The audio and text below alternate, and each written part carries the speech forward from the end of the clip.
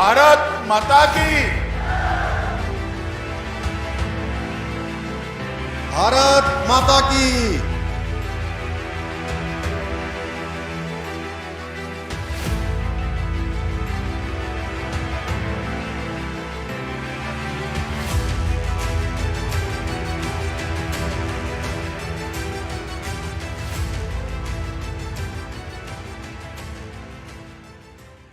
ये मेरा सौभाग्य है कि अभी अभी मुझे दूसरी बार उनका स्वागत करने का अवसर मिला है। पिछली बार जब आप आए थे मुख्य सेवक के रूप में, जब से मैंने काम करना शुरू किया, तो अचानक आपका फोन आया कि आपदा आई है, मैं आपदा में यहाँ आना चाहता हूँ, मैं देखना चाहता हूँ उत्तराखंड में कितना नुकसान हुआ है, कैसे राहत के कार्य चल रहे हैं। और आप सारे कार्यक्रम निरस्त करके रात के 1:30 बजे यहाँ पहुंचे और पूरे दिन भर आपने उत्तराखंड का भ्रमण किया, एरियल सर्वे किया और पूरी बैठक करी। उसके बाद भारत सरकार की यहाँ पर टीम भेजी। मैं उसके लिए आपका उत्तराखंड वासियों की तरफ से हार्दिक धन्यवाद करना चाहता हूँ। उत्तराखंड पहुंचे केंद्रीय गृह मंत्री अमित शाह ने विपक्षी दल कांग्रेस को सीधे निशाने पर लिया। उन्होंने ये दावा करते हुए कहा कि मोदी सरकार ने उत्तराखंड में 85,000 करोड़ की योजनाएं शुरू की हैं। कांग्रेस से पूछा कि मनमोहन सिंह की सरकार ने उत्तराखंड के लिए क्या किया था। शाह ने भाजपा का विजन सामने रखा और मुख्यमंत्री पुष्कर सिंह धामी की जमकर तारीफ की। धामी की अगुवाई में चल रही चुनाव की तैयारियों को शाह बखूबी धार दे गए। और मैं गत चुनाव में आया था, मैंने कहा था अटल जी ने उत्तराखंड को बनाया है, मोदी जी इसको संवारेंगे।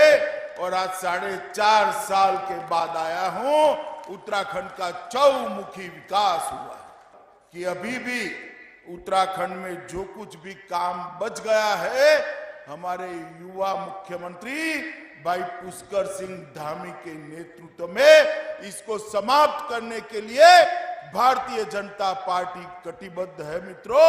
और इस वादे से हम कभी पीछे मुड़कर देख नहीं सकते। मुख्यमंत्री घसियारी कल्याण योजना की शुरुआत करते हुए अमित शाह ने कहा कि हाल ही में अतिवृष्टि के रूप में आई आपदा के दौरान मैं उत्तराखंड आया था। मैंने मुख्यमंत्री पुष्कर सिंह धामी और उच्च अधिकारियों के साथ रिव्यू मीटिंग की तो पाया कि राज्य सरकार बड़ी मुस्तैदी के साथ अपनी जिम्मेदारी का निर्वहन कर रही है। आपदा के अंदर जैसे ही भारत सरकार से सूचना मिली, मुख्यमंत्री जी अयोध्या थे, सारे कार्यक्रम बंद कर वापिस आए और एक भी यात्री की जान नहीं गई है मित्रों, एक भी यात्री की जान नहीं गई। दूसरे दिन ही रेस्क्यू ऑपरेशन आया, शुरू हो गया। मैं आया रात को बड़े सवेरे 9 बजे, रिव्यू बैठक चालू हुई। मैं तो आश्चर्यचकित हो गया, मेरे करने के लिए कुछ बाकी ही नहीं था। तो मैंने फिर सिर्फ बधाई देकर वापिस जाना ही उचित समझा। बचाव और राहत कार्य युद्ध स्तर पर चल रहे हैं, कुछ भी कमी इसमें नहीं मिली तो मैंने वापस जाना ही मुनासिब समझा। उन्होंने कहा कि धामी ऐसे मुख्यमंत्री हैं जो जानते हैं कि उन्हें कब क्या करना है और उसमें कहां सुधार करना है। शाह ने कहा कि गड्ढा बहुत बड़ा है, जिसे भरने के लिए भाजपा को एक मौका और दीजिए। उत्तराखंड के हर घर में खुशहाली लानी है, इसके लिए मोदी को प्रधानमंत्री और धामी को मुख्यमंत्री बनाना ही होगा। उन्होंने आग्रह किया कि उत्तराखंड की जनता कोई गलत निर्णय ना करे, मोदी पर विश्वास कीजिए और धामी को मौका दीजिए। उन्होंने चिताया, वरना उत्तराखंड में भ्रष्टाचार की बयार आ जाएगी। विपक्षी दल कांग्रेस पर उन्होंने सीधे बाण छोड़े। तो भाई 50 से 75 रुपए की मटकी खरीदने में टकोरा लगाते हो, 5 साल के लिए सरकार बनानी है, जरा टकोरा ढंग से लगा देना, रॉन्ग नंबर डायल न हो जाए, वरना ये फिर से आरोपों की राजनीति करेंगे, काम कुछ नहीं करेंगे और भ्रष्टाचार का बयार आ जाएगा।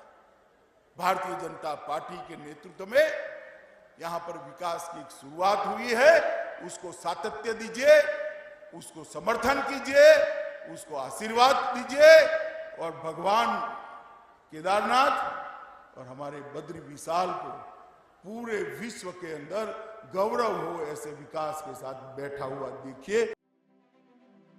हरीश रावत का नाम लेते हुए उन्होंने कहा कि रावत साहब अपने शासनकाल में हुई नकली शराब के घपले घोटाले का जवाब जनता को दीजिए। आपने नमाज की छुट्टी देकर तुष्टीकरण की सियासत क्यों की? बड़े बड़े आवाज से हमारे पुष्कर धामी को सवाल करते हैं, भैया रावत साहब आप जरा आपका स्ट्रिंग ऑपरेशन एक बार देखकर आ जाइए तो आपको मालूम पड़ेगा आपको बोलना चाहिए या नहीं बोलना चाहिए। मित्रों, ये कांग्रेस पार्टी कभी भी उत्तराखंड का भला नहीं कर सकती। उत्तराखंड के अंदर विकास की बयार तभी आई जब संपूर्ण बहुमत की भारतीय जनता पार्टी की सरकार ये उत्तराखंड की जनता ने भारतीय जनता पार्टी को दी। और मोदी जी ने पहले त्रिवेंद्र सिंह थे, तीरथ सिंह थे और पुष्कर सिंह आए। मोदी जी ने हमारे तीनों मुख्यमंत्रियों को साथ लेकर एक विकास का नया संपुट बनाया है। आप एक बार खुद का स्टिंग ऑपरेशन देख लें और फिर तय करें कि आपको किसी मुद्दे पर बोलना चाहिए या नहीं। उन्होंने कहा कि कांग्रेस आरोप लगाकर हिट एंड रन की राजनीति करती है, जो अब नहीं चलेगी। हर दल को अपने राजकाज का हिसाब देना ही होगा। शाह ने हरीश रावत को चुनौती देते हुए कहा कि वो अपने कार्यकाल में हुए कार्यों की सूची लेकर आएं।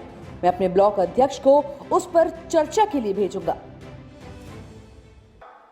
और घोषणा पत्र को लेकर कोई भी स्टडी कर दे, हमने 85% से ज्यादा हमारे वादे समाप्त कर दिए। तो 85%। और मैं यहां पर चैलेंज देकर जाता हूं रावत साहब को कि रावत साहब आप कांग्रेस में थे, उसका घोषणा पत्र था, आपकी सरकार में रहते मुख्यमंत्री के नाते सारी घोषणाओं थी, इसका सूची बना दो। मैं मेरे युवा मोर्चा के अध्यक्ष को भेजता हूं, यहां हो जाए देहरादून के चौराहे पर 2-2 हाथ एक बार चर्चा। ये कांग्रेस पार्टी वादा खिलाफी करने वाली पार्टी है। ये कांग्रेस पार्टी राजनीतिक रूप से सत्ता हत्या कर उसका उपभोग करने वाली पार्टी है। वो कभी भी किसी लोक कल्याण का काम नहीं कर सकती। अरे यहां तक मित्रों, मैं आया था, कुछ लोग मुझे मिलने आ गए, मेरा काफला रुक गया था, तो मैंने पूछा भाई क्या हुआ? तो कि साहब आपको मालूम नहीं है शुक्रवार है। मैं क्यों, शुक्रवार को क्या होता है? मैं तो थोड़ा सोचने लगा कि मेरा जनरल नॉलेज वीक हो गया, शुक्रवार में क्या होता है? तो उसने कहा शुक्रवार को नेशनल हाईवे बंद कर वहां नमाज पढ़ने की इजाजत दे देते हैं। शुक्रवार को छुट्टी देने की भी हिमाकत करने की सोची थी इन्होंने। मित्रों, ये तुष्टीकरण और एपीसमेंट करने वाले कभी भी देवभूमि का काम नहीं कर सकते। देहरादून के चौराहे पर 2-2 हाथ हो जाए ताकि जनता को सच्चाई का पता चल सके। उन्होंने कहा कि कांग्रेस से लोक कल्याण और सुशासन की उम्मीद नहीं की जा सकती, ये सिर्फ भाजपा की सरकार ही कर सकती है। अब जरा मुझे कांग्रेस वाले जवाब दे, क्या किया 70 साल? 4-4 पीढ़ी ने शासन किया, आपने क्या किया? अरे बैंक अकाउंट नहीं दे पाए थे, गरीबों के 45 करोड़ बैंक अकाउंट खोलने का काम हमारे नेता और देश के प्रधानमंत्री नरेंद्र मोदी जी ने किया है। मित्रों, मैं तो आज ये वीर भूमि उत्तराखंड की जनता को बताने आया, उत्तराखंड में कोई घर ऐसा नहीं है जहां से जवान या तो सेना में नहीं या सीएपीएफ में। देश की सुरक्षा करने के लिए उत्तराखंड के जवानों ने हमेशा अपना सर्वोच्च बलिदान दिया है। ये वीरों की भूमि, ये वीर भूमि है। और जब 1 रैंक 1 पेंशन की बात थी, 70 साल तक राज करने वाली कांग्रेस जवानों के लिए 1 रैंक 1 पेंशन की बात ही नहीं करती थी। आपने आशीर्वाद दिया, सभी सीटें भारतीय जनता पार्टी को दे दी, मोदी जी को आपने प्रधानमंत्री बनाया।